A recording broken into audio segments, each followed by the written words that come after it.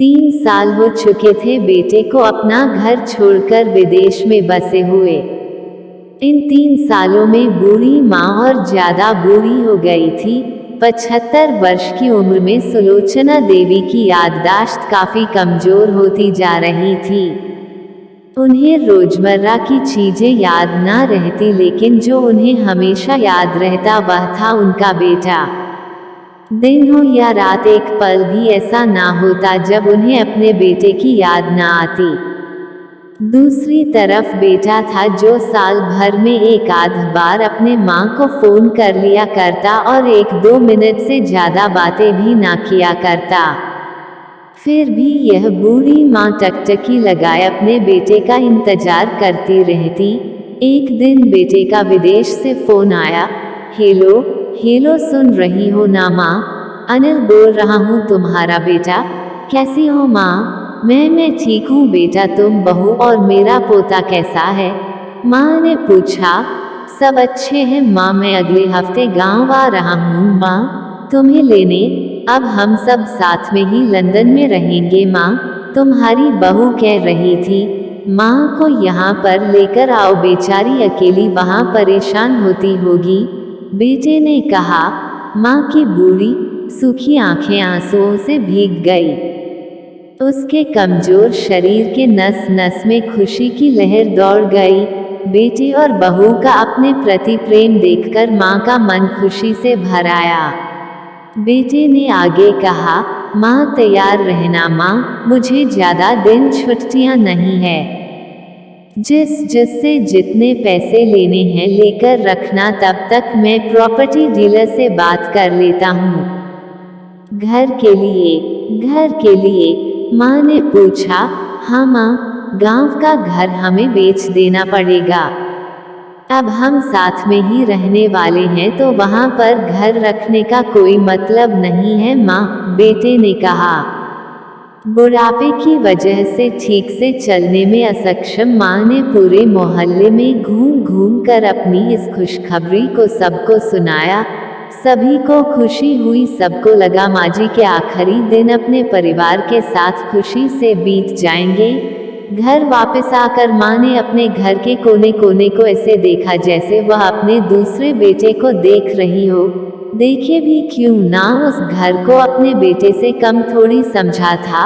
अपने पति के साथ 40 साल यही तो बिताए थे, लेकिन अब मजबूर थी, बुढ़ापे के आखिरी साल बेटे और बहू के साथ बिताना चाहती थी।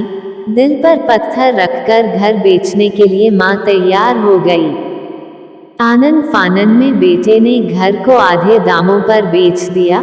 माँ ने ज्यादा नहीं, लेकिन जिन चीजों से दिल लगा था उन चीजों को समेटा और बेटे के साथ टैक्सी में बैठकर एयरपोर्ट के लिए चली गई। एयरपोर्ट पर आकर बेटे ने माँ से कहा, माँ तुम यहाँ बेंच पर बैठो, मैं सामान और बोर्डिंग पास की जांच करा कर आता हूँ। वहाँ वक्त लगता है और खड़ा रहना पड़ता है, तुम्हें तकलीफ होगी, तुम यही आराम करो। मैं यूँ गया और यूँ आया। माँ बेंच पर बैठ गई और बेटा अंदर चला गया। काफी समय हो गया बेटा वापस नहीं लौटा। माँ सोचने लगी, ज्यादा भीड़ होगी इसलिए देर लग रही होगी। अंधेरा होने को आया, अब तो लोगों की चहलकदमी भी कम होने लगी। माँ को अब चिंता होने लगी। एक कर्मचारी ने आकर पूछा, किससे मिलना है माँ जी आपको? यहाँ पर क्यों बैठी है?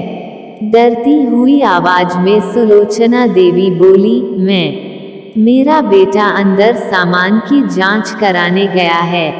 लंदन जा रहे हैं हम। क्या नाम है माँ जी आपके बेटे का? कर्मचारी ने पूछा। अनिल नाम है मेरे बेटे का, सुलोचना देवी ने बताया। कर्मचारी अंदर गया और थोड़ी देर बाद बाहर लौटा।